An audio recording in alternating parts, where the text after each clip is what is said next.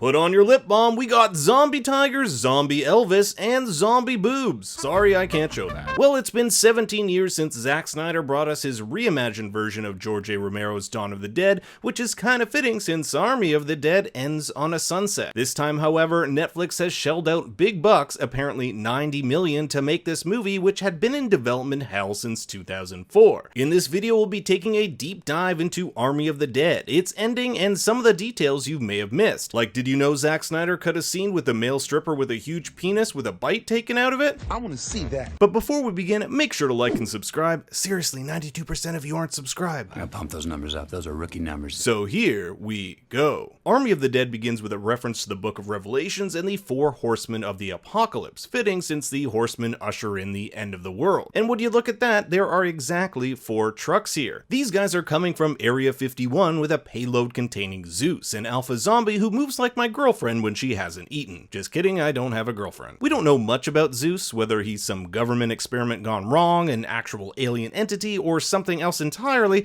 but we'll get more into that in a bit. I want you to take a moment and look at what appears to be 2 spacecraft going supersonic or even light speed. I missed this on my first watch through, but it hints at alien tech or at least super advanced tech being used. Zeus ends up completely destroying the caravan, and we never really find out where this caravan was headed, and sets his eyes on Las Vegas, where we get an absolutely awesome intro credit sequence showing the city's downfall, culminating in it being surrounded by shipping containers to keep the zombies contained. Get it? Containers? Contained?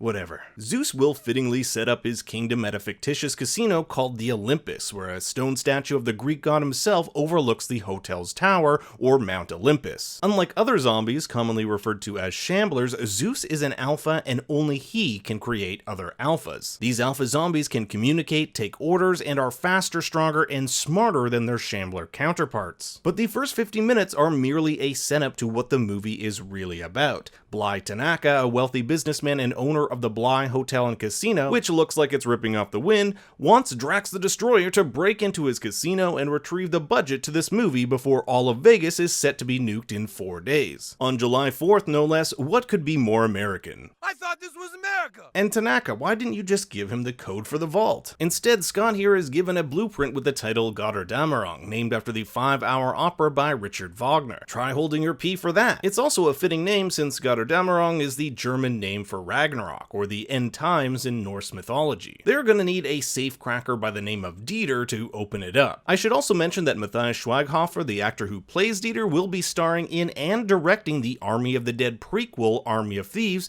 which is already finished filming. The last we see of Dieter in Army of the Dead, he's closing the vault with Zeus behind him, so it looks like the prequels are the only way we'll see his character back in action. Scott here works at a burger joint, so that 50 mil even split between the team will go a long way. You see, Scott used to be in the military alongside Maria Cruz and Marianne Peters. They all wear these Lost Vengeance badges, which may refer to the nickname of their unit. The medal we see him pick up early on in the film is the Legion of Merit, which is a military award given to those who have shown exceptional conduct in the performance of outstanding services and achievements. But there's one thing that Scott does best, and that's run away. He leaves the military to work at a fast food restaurant, he leaves his daughter when she needs him most after killing his zombie wife in front of her, and he left Maria, who cared deeply about him. This is his character arc. A man who constantly runs away to avoid the emotional pain of dealing with these issues is forced to face them while undergoing a zombie invasion. Scott will later end up doing the opposite of run away and ventures off to find his daughter, even though it could mean his death. This is why I personally like Army of the Dead over Snyder's Dawn of the Dead, which doesn't have any characters with arcs at all. Marianne Peters, played by comedian Tig Notaro, was filmed entirely solo in front of a green screen, replacing Chris D'Elia, who's alleged to have pursued and harassed underage women. So it's kind of a fun FU to Chris to have his character replaced by a lesbian comedian feminist. I also think it's funny that as the crew gets bigger and bigger, the amount they split amongst each other gets smaller and smaller. $50 million.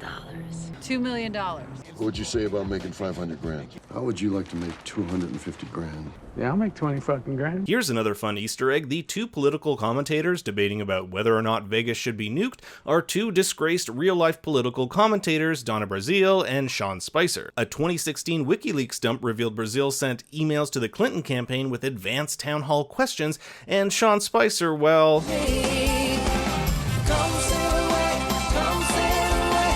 We're then introduced to the McCarran Quarantine Zone, named after Senator Pat McCarran of Nevada, who served from 1933 to 1954. We don't know much about the people in these zones, just that they're not free to do as they please, and it's a clear take on the southern border camps. The person who eventually agrees to smuggle this character Gita into Vegas is referred to as a coyote, the name given to those who guide others over the border for a fee. The team is rounded out by Vanderho and Mikey Guzman, who is like some sort of YouTuber, and I'm like, you want to keep a low profile and you're inviting a YouTuber? This is a worse idea than Logan Paul going into a Japanese forest. There's also this girl named Chambers who's a total badass and also went to the same high school as me. She also happens to play an Amazon in another small movie I had to look up. Let me see here, what's it called? Just Ice League. So Tanaka goes over the plan with them and was kind enough to build a model. And of course, the two towers they need to infiltrate are called Sodom and Gomorrah, two cities mentioned in the Bible for their propensity to sin. I mean, it makes sense you'd find this in Sin City. We also meet this gem of a man, Martin, Tanaka's head of security. We'll later find out that Tanaka never really cared about the 200 million left in his vault. The real prize is blood from one of the alphas, something Martin says is worth 10 times that amount. Tanaka doesn't give a shit about the money. What's in this bag? It's worth 10 times what's in that vault. When Scott calls Tanaka to tell him he's down to do the job, we see a bunch of military guys in the background, so it looks like Tanaka is in cahoots with the US government. Of course the government would want their hands on this super-powered blood, as Martin says, "This is the power to make more of them. Power to control your own zombie army. That's the ultimate WMD." I do think it's worth exploring the idea that Zeus is extraterrestrial, or whoever or whatever infected Zeus is. If the government made him, then why would they need the alpha blood? They could just make another, or they'd likely have vials of it stored to work from. This suggests the government hasn't unlocked the power of the alpha blood, which may or may not be of this world. I think Zeus himself was indeed at one time human. When he emerges from his crate, he's wearing dog tags with a buzz cut, suggesting he was once a soldier. Maybe he was a pilot that got infected with something from outer space. After all, Area 51 is a United States Air Force base. I also love the attention to detail with the buzz cut here, as later on in the film, when several months have passed, we'll see his hair has grown, which also suggests that alphas aren't technically dead. They can grow hair and babies, and maybe even babies with hair. This is also the first time we see some of these alphas spew blue blood. There's a part of them that is just unnatural to our world. And speaking of unnatural, let's talk about Baby Zombie. This is the Alpha Queen, and we'll later see Zeus dig out her dead blue baby fetus. What we don't know is if this baby was conceived before being infected, or if Zeus got it on zombie style in what is surely to be the grossest new category on Pornhub. So the team is able to sneak their way inside using the coyote with two extra tag-ons. Kate, Scott's daughter, who is looking for Gita, a quarantine zone member who has disappeared in Vegas, leaving her two kids. And then there's Cummings, your stereotypical asshole. Now when they initially get in there, Lily, aka the coyote, says that the Shamblers weren't smart enough to get out of the sun, so they've kinda dried up. However, if there is rain, they come back to life for a few hours. And I thought for sure this meant we'd see some rain coming later on in the movie and all these zombies coming back to life, but that didn't happen. We also get our first sighting of Valentine, a fictitious zombie tiger who is associated with Siegfried and Roy. Funny enough, it was Carol Baskin of Tiger King fame who helped the VFX team with the design of Valentine. Of course, this was before Tiger King became this big pandemic phenomenon. I am never gonna financially recover from this. The coyote ends up shooting Cummings. Okay, it just sounds wrong to say shooting Cummings. It's an offering of their subservience. Around here, Zeus is king. They end up passing a Larry Fong magician poster, Larry Fong being the cinematographer behind many of Zack Snyder's other films such as 300, Sucker Punch, Batman v Superman, and Watchmen. He's also somewhat of a magician. On their way inside the casino, which was actually shot in the former Atlantic Club Casino in Atlantic City, which closed in 2014, Martin remarks that Las Vegas isn't in America anymore. I don't think this is ever explained why exactly this is, but if I were to hazard a guess, it has something to do with bureaucratic red tape, like it not being part of America gives the government more leeway in shooting a nuke there. But if you happen to have a theory, let me know in the comments. Martin ends up making a deal with Lily. In return for helping him get that sweet, sweet alpha blood, which he actually ends up decapitating the Alpha Queen and taking her head, not a good move. He agrees to get those in the quarantine zone released. There's also a fun little setup here where Lily says, "I've never left anyone I didn't have to. or who didn't deserve it. And will later end up leaving Martin to get mauled to death in a recreation of a Siegfried and Roy show. Now you may be wondering why these casinos are so dark, even on the playing floor. That's because casinos are designed to have minimal windows so people can't see how long they've been playing. They don't even have clocks. Casinos want people playing for as long as possible with no time to reference how long they've been playing. Unfortunately for our gang, the government has decided to launch the nuke a full day ahead of schedule, giving them just over an hour to complete the heist. In the fantasy version of the successful heist that Tanaka outlines, we see the vault have these film reels which Zack Snyder confirmed as being the Snyder cut of Justice League. At least that fantasy became a reality, and those of you with a keen ear may have noticed that the classical music playing when they open the vault is indeed from the opera Götterdämmerung, and for those familiar with the piece, it's actually a funeral march foreshadowing the death of our main character as well as countless others. Reeling from the death of his queen and who said zombies don't have emotion, Zeus tracks down the team wearing this kick-ass mask. It kinda looks similar to a Deathstroke mask, but that might be a bit of a stretch for some.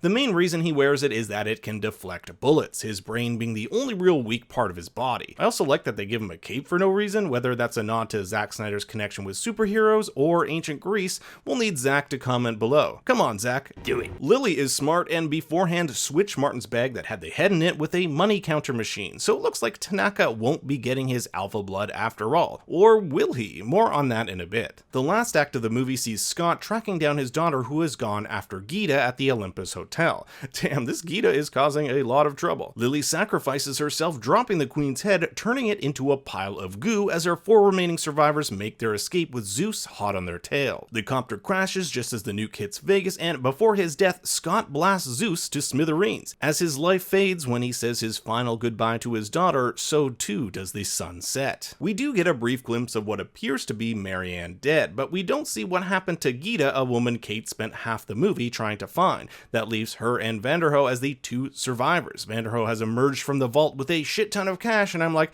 how does he not have radiation sickness? Well, this bite here might have something to do with it, a bite we never see him contract in the film. First of all, let me say if a guy came in with a duffel bag full of money looking like this and asked me for a plane, I probably wouldn't give it to him. And second, this sets us up perfectly for a potential sequel. With the plane on its way to Mexico City, the 5th most populous city in the world, there's a ton of havoc to be had. You might have also noticed that Vanderho has an Omega symbol on his chest, the same symbol commonly associated with the Justice League villain, Darkseid. And there's a very odd quote by Joseph Campbell here that Vanderho recites. "It is by going down into the abyss that we recover the treasures of life. Where you stumble, there lies your treasure." Joseph Campbell is known for creating the hero's journey, which outlines how by going through our own heart of darkness that we stumble, grow, and emerge from the other end a better version of ourselves. If you want to check out a full breakdown of how Home Alone follows the hero's journey and how almost all our stories follow this structure, check out my video in the description. But what did you think of Army of the Dead? Is this a rotting corpse that should be left out in the sun, or does this deserve a place alongside some of the great zombie movies?